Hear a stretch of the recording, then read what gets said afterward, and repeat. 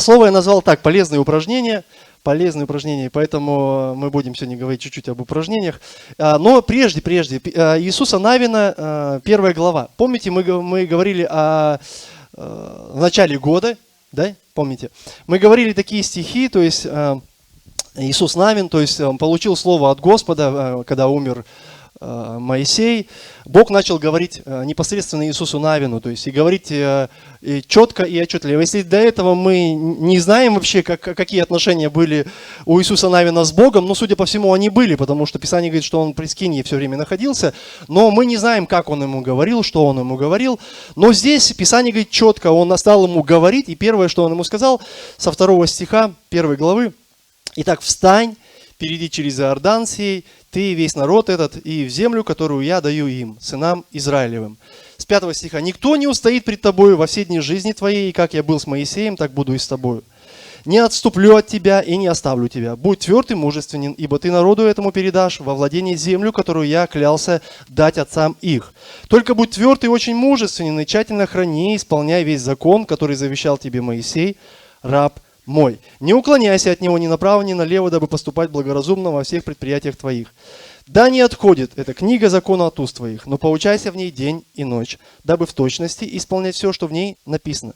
Тогда ты будешь успешен в путях твоих и будешь поступать благоразумно». Вы знаете, это местописание было, я высвободил в тот раз, и мы говорили о нем, там несколько, может быть, там служений. Но как-то я понял, на одном из молитвенных я задал вопрос, просто вот как, знаете, как Бог показал мне, что это куда-то уходит. Люди это забыли. Я задал вопрос, и буквально несколько человек, всего там, несколько, это даже меньше, чем вам покажется, отреагировали. И я понимаю, что тот курс, который мы взяли, допустим, ну не как церковь, а как, в смысле, как сказать, как верующий, лично каждый, потому что мы не можем, я не могу контролировать всю церковь, то есть в том плане, что именно все так и должны поступать. Мы же личности, да, каждый сам по себе, но в Боге мы как бы соединяемся, да. Ну и то, когда мы соединяемся, у каждого свое кино. Да? Вы же понимаете, потому что мы говорим, мы идем туда, а кто-то говорит, а я здесь посижу, такой мальчиш плохий, знаете, так, как это, а я буду здесь сидеть, вы идите там, и все там, что будет, пожинайте сами. Поэтому у каждого свое кино, но знаете, я верю, что когда мы, каждый лично принимаем для себя курс, как вот я тогда говорил, да, тщательно сохрани и исполняй весь закон, ну то есть мы говорим о Слове Божьем, то есть сохранить и исполнять. То есть это лично каждый тоже из нас должен к этому приложить какое-то усердие, чтобы жить таким образом. Аминь. И поэтому я точно понимаю, что у нас есть цель. У нас есть цель, как у церкви, и лично как у каждого верующего, то есть туда, куда мы должны стремиться. То есть, естественно, чтобы сохранить что-то, нам нужно понять, во-первых, что.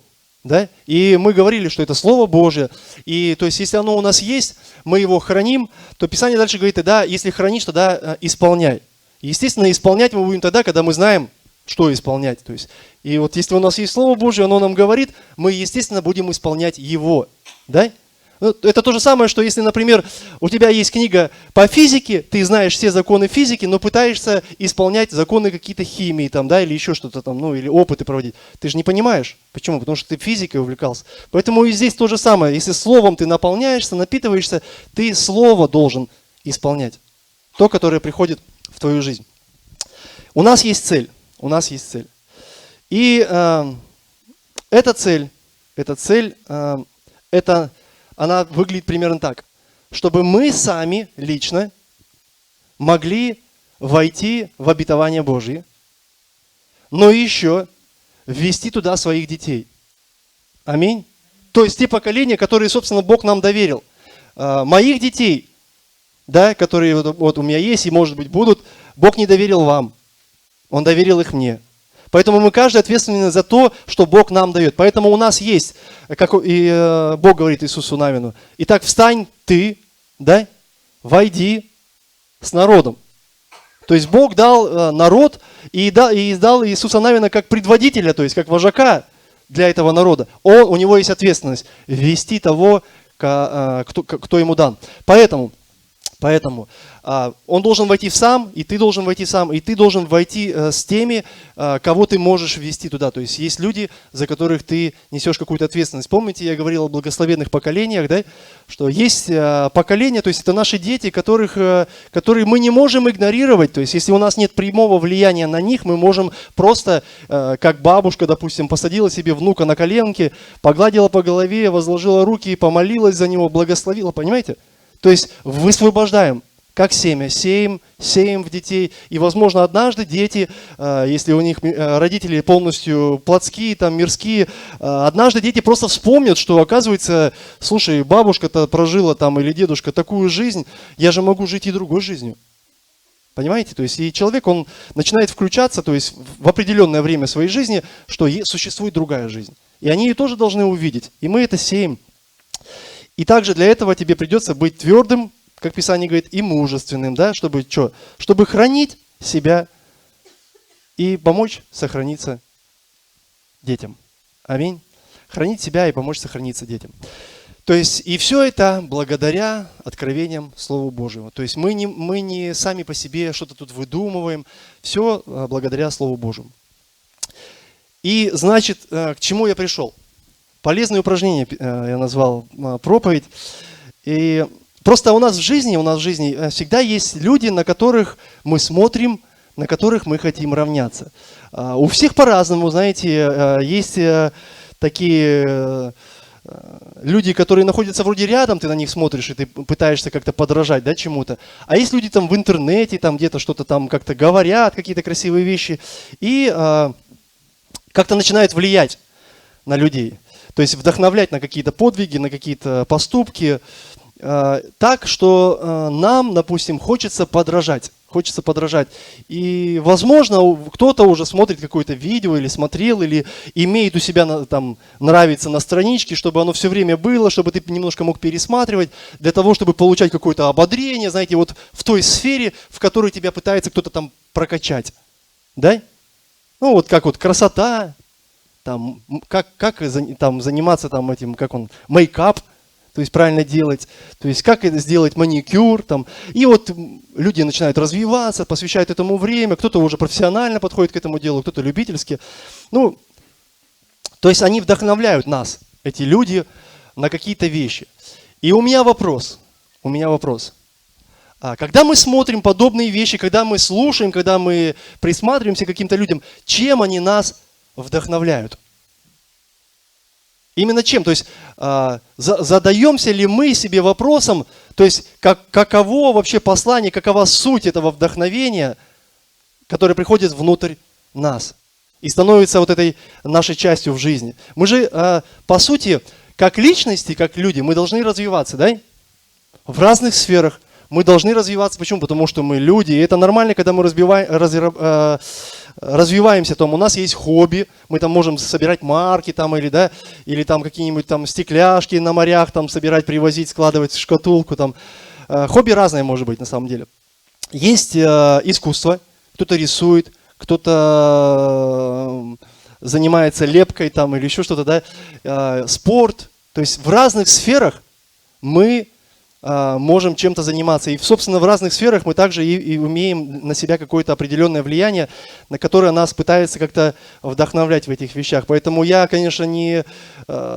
Если говорить о церкви, то я здесь могу как-то повдохновлять. Если говорить о спорте, то я здесь, извините, уже ничего не смогу сделать. И поэтому, когда мы приходим в церковь, естественно, мы не ждем вдохновения в спорте. Да?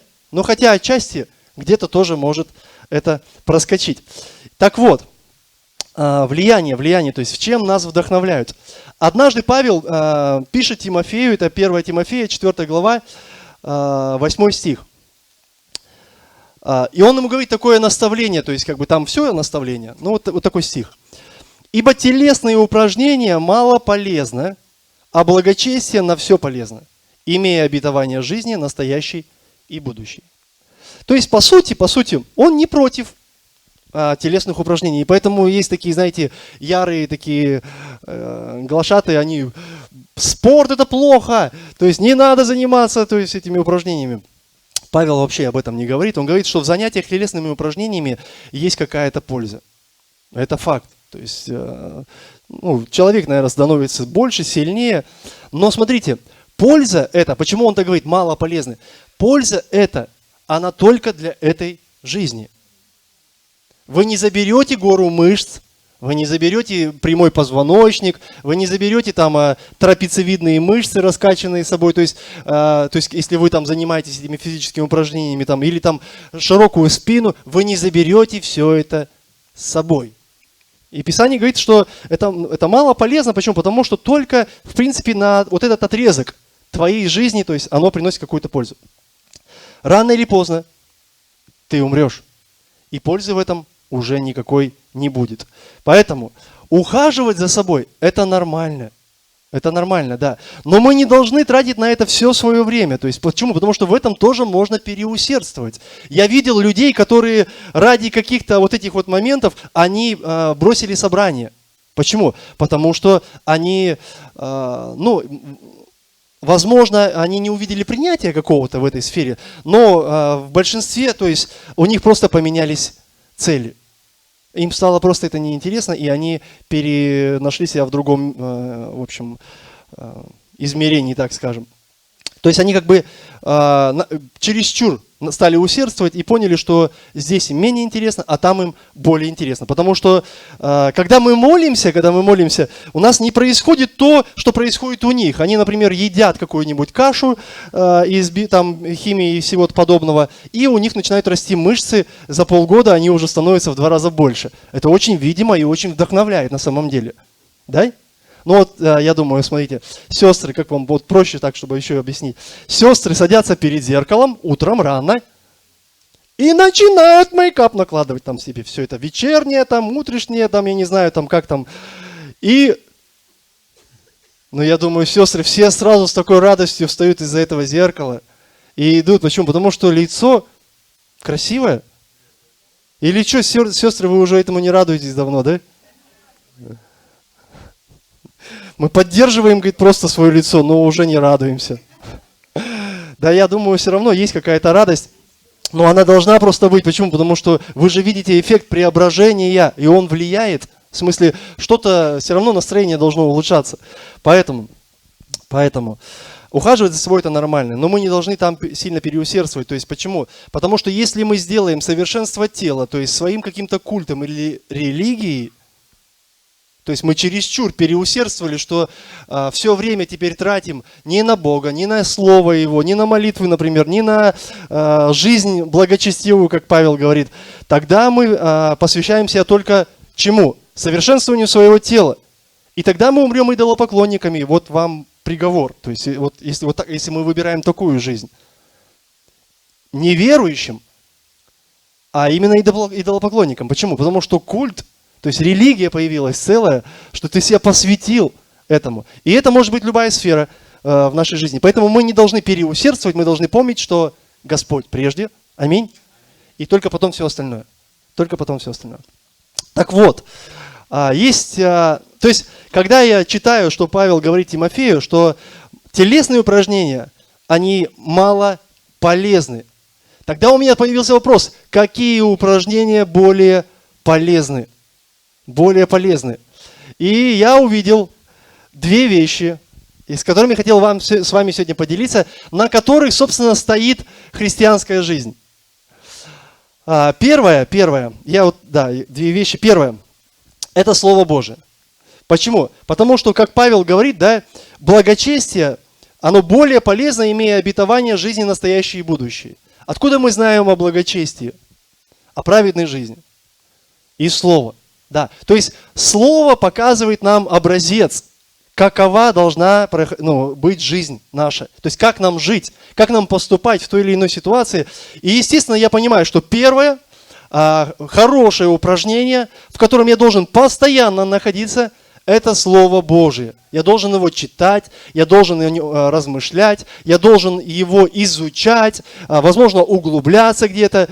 И, конечно, я уже назвал очень много пунктов, кто-то остановился на первом там. Но на самом деле со Словом нужно работать. Оно должно становиться частью нашей почвы, нашего сердца. Аминь. То есть и Писание говорит, если семя не умрет, То есть, если сердце, оно не создало вот эту почву, чтобы семя могло отдаться, то есть, собственно, ничего не будет. Семя, Слово Божие, оно должно прийти и раствориться. Аминь. Растворенное верою, как Писание говорит, слово слышанное. Поэтому 2 Тимофея 3,16 написано и 17. Все Писание богодухновенно и полезно для научения, для обличения, для исправления, для наставления в праведности. Да будет совершен Божий человек, ко всякому доброму делу приготовлен. То есть Писание говорит, не первые 2 главы, не книга там Исаии там, или только Евангелие Матфея. Он говорит, все Писание богодухновенно. Это Ветхий Завет, это Новый Завет. Все Писание богодухновенно. Оно открывает нам вообще все. Смотрите, оно научает. Мы хотим, чтобы Господь нас учил? Хотим, правильно? Хотим, чтобы Господь нас научил. Мы хотим, чтобы Господь нас обличал? Нет, не хотим. Нет. Хотим. Правильно, да. Не все хотят. Не все. Но мы действительно хотим, чтобы Господь нас обличал. И нам не нравится, когда нас обличают вот так, знаешь, подошли по щеке, треснули и сказали, ты что там? Там пришел сюда не в том виде, например. Или еще что-нибудь. Мы хотим, чтобы Господь сам, лично нам проговорил. Да. И некоторые до сих пор так и ждут, что Он им проговорит. И Он не говорит. Почему? Потому что вот проповедую, говорю. Да. А Писание говорит, что услышьте. То есть вот так слово приходит в нашу жизнь. Понимаете, обличение мы переживаем. Но мы не переживаем вот так, что я лично говорю, так, вот этот парень, сидящий там в том-то ряду, там и то-то, живет такой нечестивой жизнью. Нет. Сам Господь говорит. И знаете, что еще интересно вот в этом момент?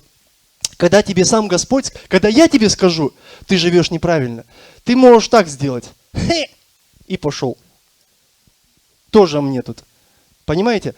А когда Господь тебе скажет, вот от этих слов ты уже не отвертишься. Ты можешь сказать так, и пошел. И потом Господь тебе скажет, я тебя не сужу. Ты волен поступать как хочешь. Но придет день, когда ты придешь ко мне. А ты придешь ко мне.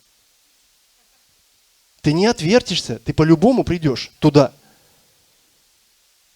И я, говорит, тебя тоже там судить не буду. Но слово, которое я уже высвободил, оно тебя осудит. Вы понимаете? То есть, и вот, казалось бы, выбор-то все равно за тобой. Обличение получил? Давай, решай, что ты с этим будешь делать. То есть, с этим что-то нужно сделать. Поэтому, обличение, да, исправление есть? Тоже есть. И слава Богу, почему? Потому что, когда получаем обличение, всегда появляется путь. Какой-то путь Господь указывает его тебе для того, чтобы ты мог изменить свою жизнь. Ты думаешь, а как я буду? Ну да, вот обличил меня, ну как, я не знаю, как вообще поступить. Вот именно об этой сфере Слово Божие не говорит. И всегда у кого-то есть какая-то сфера, где Слово Божие об этом не говорит. Но Божье Слово, оно универсально. Оно говорит вообще о всем. О всем говорит. Ну ладно, не буду увлекаться. Смотрите, исправление Господь даст, если обличение было принято. Это будет. Если ты принимаешь обличение, Господь покажет тебе путь, как исправиться. Причем, возможно, это будет видимым образом, в смысле через кого-то, а возможно, это будет конкретно ответ на твою молитву, так в тишине просто, а поступи вот так. И ты поступаешь, и ты понимаешь, что сам Господь Духом Своим вывел тебя из твоих кривых путей на ровный, на свет. Помните, Писание говорит, что я пришел в этот мир, чтобы верующий в меня не остался во тьме, а вышел. Поэтому принцип, мы должны выйти, когда Господь приходит в нашей жизни. И дальше написано, для наставления в праведности. То есть мы исправились, как нам жить теперь дальше? То есть, да, Господи, спасибо Тебе, Ты очистил нас от всяких грехов. Все, как дальше жить? То же слово. Оно тоже будет раскрывать суть того, как тебе нужно жить, как тебе нужно вести себя, каким быть, радоваться или не радоваться все-таки. Писание говорит, не радуйтесь, не молитесь. Да? Нет, оно говорит, радуйтесь, молитесь. Да, и мы потом видим наставления всякие, каково это все-таки жить такой жизнью. Так вот, все Писание богодухновенно и полезно, то есть оно нас учит, Слово Божие. Господь Иисусу Навину также говорит, вот мы читали, что 8 стих, да, 1 главы Иисуса Навина, «Поучайся в Слове день и ночь», да, он говорит, «дабы исполнять все, что в ней написано». То есть пребывай в Слове, чтобы исполнять. Да, пребывай в Слове, чтобы просто знать. И ты будешь слово знать. То есть. И как один человек ко мне подошел, и знаешь, я Библию перечитал, и все. И да, я смотрю на него и говорю, ты такой молодец. Я даже не знаю, что тебе еще сказать. Просто молодец. Да. Почему? Потому что он как остался наркоманом, так и по сей день наркоман. Слово, оно не погрузилось в сердце, оно не стало истиной той, которую действительно оно является. Если бы он принял Слово как Слово Божие, то есть оно бы произвело в нем действие. Но он не принял. Он прочитал. Он молодец, реально. Ты такую книгу перечитать, вы что? Я помню, я прочитал однажды книгу про Ленина. Чуть тоньше была. И знаете, стимулом у меня был такой, брат мой, старший, царство ему небесное, короче, говорит, начал, 50 страниц прочитал, там, или 25, там, что-то такое. Младший брат пришел, начал читать и говорит, бросил на полку и говорит, ну там в 2 раза больше прочитал там. Ну, скажем, если тут 25, то это 50. У меня вызов. Я подхожу, беру книгу. Что это за книга? Про Ленина. Ой. И про Крупскую, наверное. И про Крупскую. И про всех этих Эдмундовичей. Всех про них там. Ладно. Взял. Я ее прочитал. Всю. Ну, не за ночь там. За дня несколько прочитал. Сложным языком написано. Но вы знаете, много мне этого не принесло. Почему? Это на самом деле это пустая книга. В таких книгах, ну, есть какая-то историческая справка, плюс какие-то домыслы, каких-то... сегодня же, вы понимаете, время-то такое, в интернет как выйдут и начинают мыслями делиться. Вот раньше это только в книгах возможно было. То есть вот так вот издательство сказало, давай мы напишем вот весь этот бред, который у тебя в голове, мы можем его, собственно, красиво оформить. И люди оформляли. И там реально половина бреда какого-то была, даже исторически неподтвержденного, но, собственно, у человека была площадка высвободиться, он там высвободился. Поэтому этот прочитал Библию. Крутая книга, толстая, все, ну молодец. Но никак оно не отразилось в его жизни. А я верю, что Бог хочет, чтобы мы поучались в Слове день и ночь, дабы исполнять все, что в ней написано. Если ты занимаешься изучением Слова Божьего, ты должен исполнять это. Почему? Потому что тогда процесс реформации твоей внутренней, он начнется.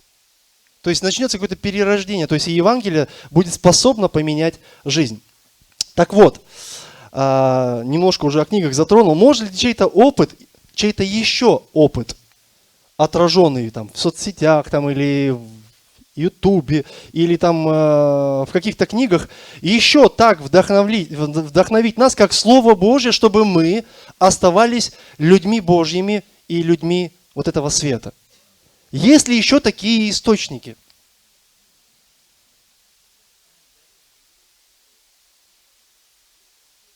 Так есть или нету? Нету? Давайте поделимся на 2 части. Те, кто нет, сюда переходит, да те, кто да, сюда переходит. Да не, на самом деле есть источники. Ну, в смысле, Писание, только одно Писание богодухновенно, это факт. Но есть же предания. Есть же какие-то вещи, которые говорят о людях веры. То есть вот мы читаем книгу, например, там, про каких-то мужей веры, да? Мы же понимаем, что есть источники, которые нас вдохновляют именно такой жизнью жить. Аминь. Но там не все богодухновенно. Вот, возможно, некоторые слова там типа «посвятил всю жизнь служению Христу». Был, например, очень вспыльчив. Вот это уже как-то не вдохновляет. А вот «посвятил всю жизнь Христу» вдохновляет. То есть, поэтому, а все Писание, оно богодухновенно. Аминь. Поэтому источники все-таки есть. Даже в интернете мы сегодня можем найти каких-то проповедников, которые проповедуют, и они нас вдохновляют своим Словом Божьим, но мы понимаем, что проповедники это не все, что есть в интернете. В интернете очень много. Я бы сказал, интернет это не просто шкаф, красиво оформленный там с какой-то подобранной литературой, да? Как это бывает? Мы же не вставляем все книги подряд в свои шкафы, да? У нас литература та, которая нам нравится. Поэтому интернет это свалка. Огромная свалка, не помойка, свалка, на которой, может быть, и полезные найтись вещи. И часто люди, которые продают антиквариат какой-то, они именно вот в таких местах могут найти очень что-то интересное. И поэтому вот в этой свалке много есть всего, но не все на самом деле полезно. Почему? Потому что сегодня любой человек может выложить в сети все свои мысли. Хорошие, плохие, я не хочу там сейчас у вас уговаривать, что слушать, что не слушать, или там еще что-то делать, кто хороший, кто плохой. Просто я хочу сакцентировать вас на том, что нам нужно быть зрелыми для того, чтобы понять, то есть какова чистота того продукта, который мы достаем оттуда. Мы же этим питаемся. Аминь. Мы же питаемся этим. То есть, и чтобы мы не услышали, мы это тоже все складываем туда. Хорошее складываем, неважно в какую сферу, духовную, там, материальную или еще какую-то. Плохое мы все это в сторону откидываем, но мы складываем. Поэтому я хочу, чтобы мы были достаточно зрелыми людьми для того, чтобы задумываться, какая чистота продукта. Вот смотрите, тело. И многие медики со мной согласятся. Да и не медики, собственно, почему? Потому что мы все знаем, как тело работает. Ну, принцип работы по поводу пищи. Если ты берешь пищу нечистую, ну, то есть она не то, что нечистая, в смысле какая-то религиозная или еще что-то, а она просто непомытая, испорченная, да, и ты ее ешь. Как реагирует тело? Ой-ой-ой, оно так радуется, что у нас все складками прям начинает вот так вот все. Вот. Нас тянет в какие-то заповедные места.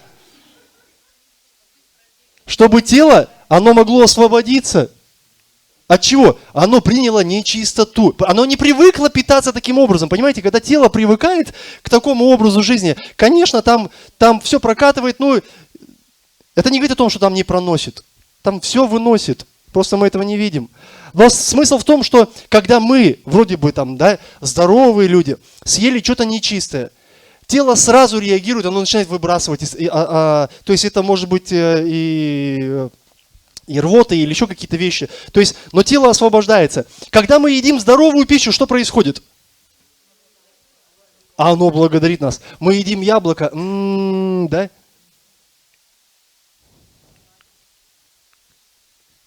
Сыр с плесенью.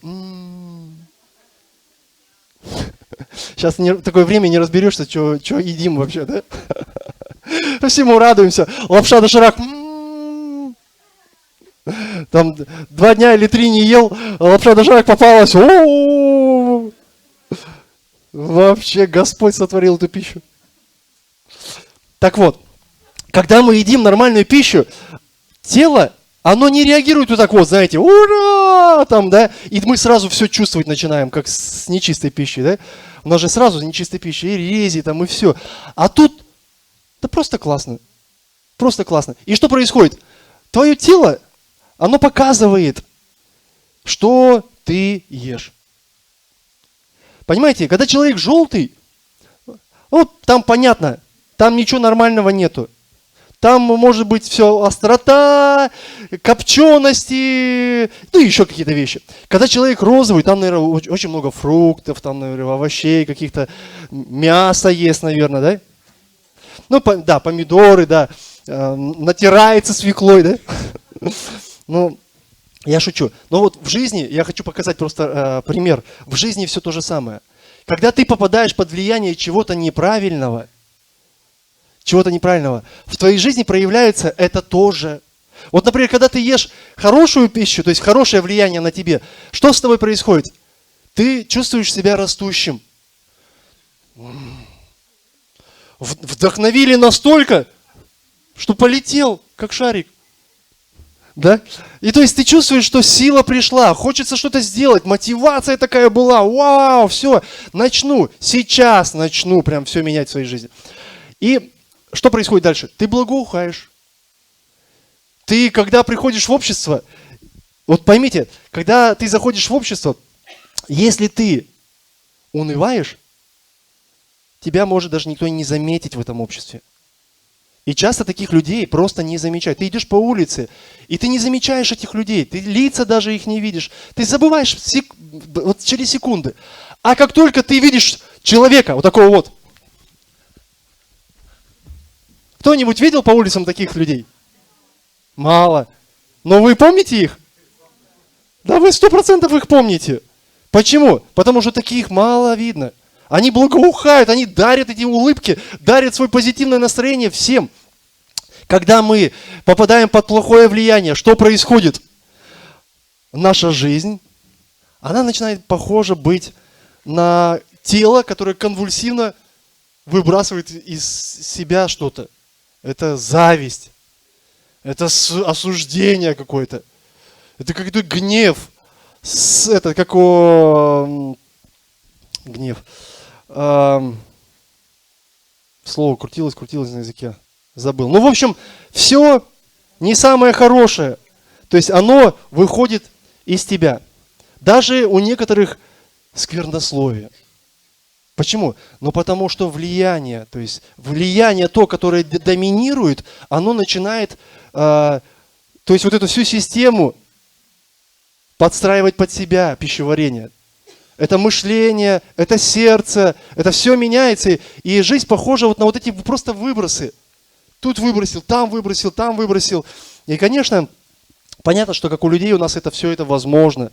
Но 1 Петра 2, 2, 3 стихи говорят: «Как новорожденные младенцы, возлюбите чистое словесное молоко, дабы от него возрасти вам во спасение, ибо вы вкусили, что благ Господь».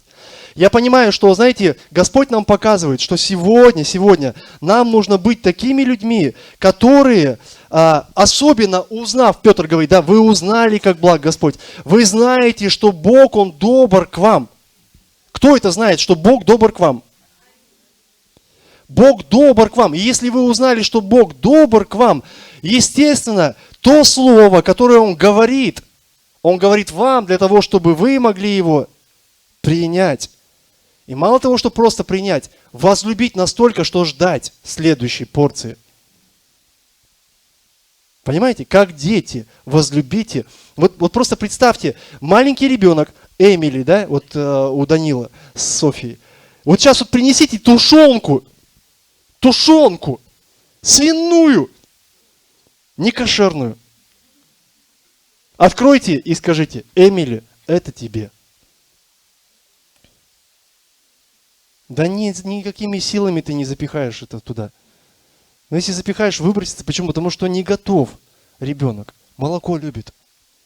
Молоко. И дети до сих пор любят молоко, все. И взрослые по этой же причине некоторые продолжают пить молоко. Почему? Ну потому что вот так вот как-то возлюбилось и пошло у них из поколения в поколение с молоком. Так вот, возлюбите чистое словесное молоко. Петр говорит, что если мы познали Бога, как Бога доброго, значит Его Слово нам нужно принять. Почему? Потому что оно помогает возрастать во спасении. То есть у него такое влияние, которое помогает нам меняться, то есть преображаться в какой-то образ, в который мы, собственно, хотим и мечтаем и молимся, но как-то не получается. Как-то все-таки мы туда что-то попасть не можем. А Слово Божие помогает постоянно. То есть ты этим упражнением занимаешься. Не просто так, знаете, взял гантельку, положил ее на видное место и сказал: вот это мой любимый спорт. И ходишь вокруг этой гантельки уже 2 года, 3 года. Занимайся. То есть это должно быть упражнениями, которые мы делаем для своей жизни. Библия, она является именно вот этой питательной средой, которая позволяет нам, как Господь сказал Иисусу Навину: ты будешь успешен в путях твоих и будешь поступать благоразумно. Если будешь что делать? Изучать, да? Как оно? Исповедовать, исполнять. Если будешь учиться в нем, то есть и исполнять. Поэтому, дорогие, я верю, что даже наша молитва, а вы можете сказать, упражнение тоже должно быть, молитва должно быть упражнением. Это тоже да. Но наша молитва, она строится целиком и полностью на познании из Слова Божьего. Мы не просто выдумываем, что нам сказать Господу. Мы знаем, какой Он. И благодаря знанию из Слова Божьего мы говорим.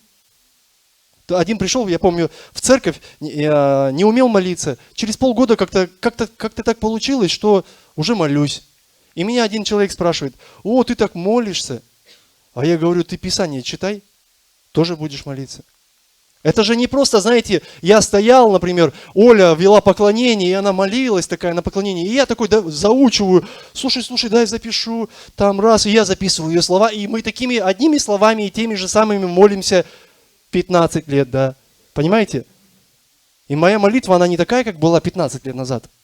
Она меняется, и я думаю, вы все свидетели тому, что ваша молитва тоже меняется. Почему? Потому что Слово Божье, чем больше мы его познаем, тем больше Бог нам открывается. И, естественно, наша молитва строится на том знании, которое мы имеем из Слова Божьего. Почему? Еще Писание говорит, да, в книге апостола Иоанна, что Слово было плотью, обитало с нами, но прежде оно было у Бога. То есть, по сути, само Слово, оно раскрылось во Христе Иисусе для нас. И оно стало вот этим откровением, благодаря которому мы сегодня и живем. Второй пункт. Я уже не знаю, честно говоря, может, мне его и не нужно начинать уже, а в следующий раз продолжить.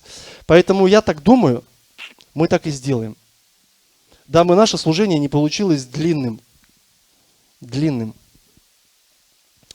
Я даже, может быть, вам и не скажу. Ну скажи. Ладно, не скажу. Да, пускай будет это интригой. Это будет интрига, да. И я вернусь к вам, как только это будет возможно. Поэтому давайте встанем и помолимся. Это было очень короткое служение, да? Но нам же нужно учиться не затягивать, да? А то же у вас уже, наверное, на мне ярлык уже есть, он долго говорит, долго проповедует. Поэтому помолимся в следующий раз о втором пункте, а сейчас помолимся за первый, да? Господь Иисус, мы благодарим Тебя за это время, Иисус. Мы благодарим Тебя за милость Твою и благодать, Божий Отец. За Слово Твое, которое Ты дал нам, Боже, для того, чтобы мы были способны хранить себя, Господь. Иногда, Господи, без Слова мы не знаем действительно, что нужно делать, Господь. Но я верю, Господи, что Слово Твое, оно как раз-таки и открывает нам, Боже, волю Твою относительно нас, взгляд Твой относительно нас.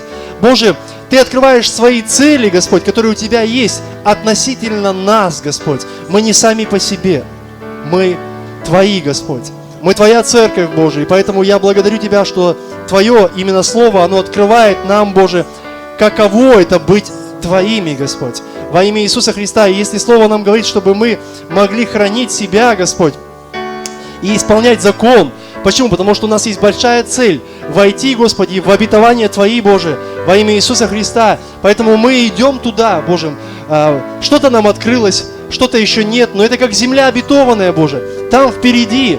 И, Боже, пусть вот эти упражнения, о которых мы начали говорить, они помогут нам заниматься собой постоянно для того, чтобы мы могли прийти туда, где Ты ожидаешь нас встретить, Господь. Ты хочешь нас там встретить.